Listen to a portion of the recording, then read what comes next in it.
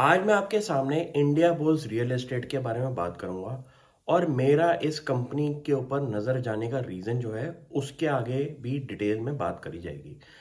Company का पिछले 1-2 साल का जो टाइम पीरियड है वो काफ़ी हाईज एंड लोज में रहा है। जब कंपनी ने ये बोला कि उनका मर्जर हो रहा है एम्बेसी ग्रुप के साथ, तो मार्केट ने इस न्यूज़ को बहुत पॉजिटिवली लिया था।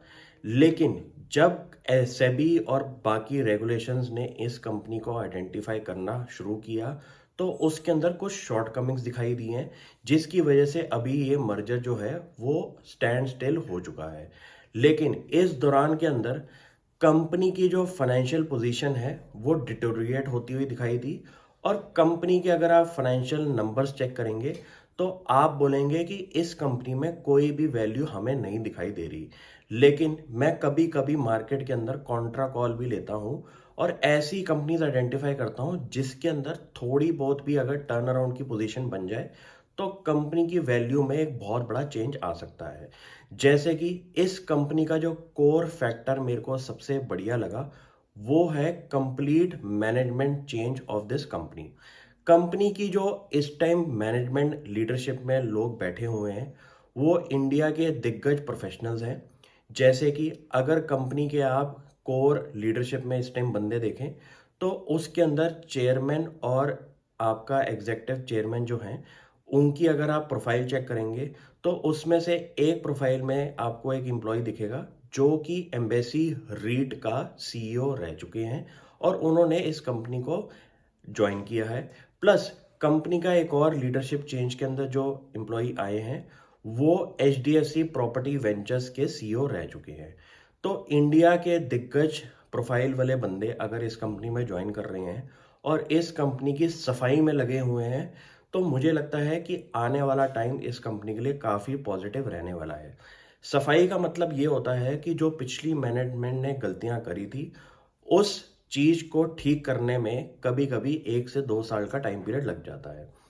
अब कंपनी के थोड़े से वैल्यू पैरामीटर्स पे बात करते हैं। कंपनी का रेवेन्यू और प्रॉफिट एंड लॉस इस टाइम बहुत खराब चला। कंपनी का इस साल का लॉस जो था वो अराउंड 600 करोड़ का था, जहां इंडिया की सारी प्रॉपर्टी वाली कंपनीज ने रिकॉर्ड प्रॉफिट्स बनाए हैं। अब आप इस केस के अंदर ऐसी कंपनी पकड़ रहे हैं जिसकी मैनेजमेंट भी चेंज हो रही है, जिसकी फाइनेंशियल पोजीशन भी खराब है और जिसके अंदर लोगों को आज की डेट में कुछ वैल्यू नहीं दिखाई दे रही। इसको स्टडी करना काफ़ी टफ होता है और आपको कुछ ऐसी कॉल्स लेनी पड़ती हैं जो कि मार्केट से थोड़ी सी अलग रहती हैं। तो इस केस में स्टडी करना, आपका कैटेगराइजेशन जो है वो बहुत इंपॉर्टेंट है।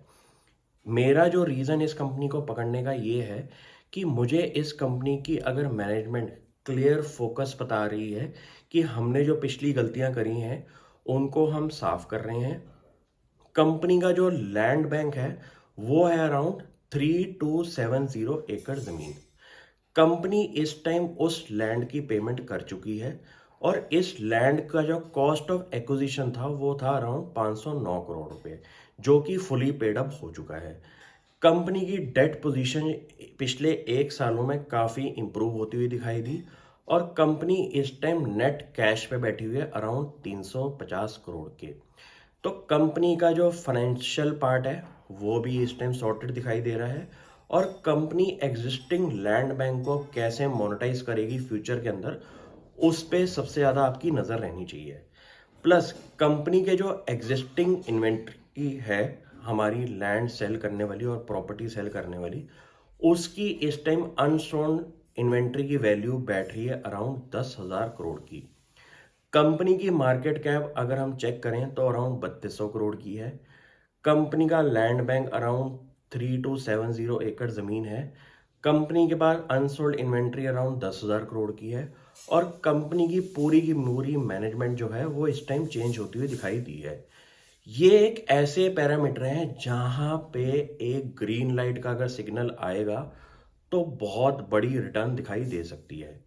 ऐसे स्टॉक्स को मैं ज़रूर स्टडी करता हूँ, क्योंकि अगर आप ऐसे केसेस के अंदर अच्छी डीप डाइव स्टडी नहीं करेंगे तो इसमें गलती की गुंजाइश भी रहेगी।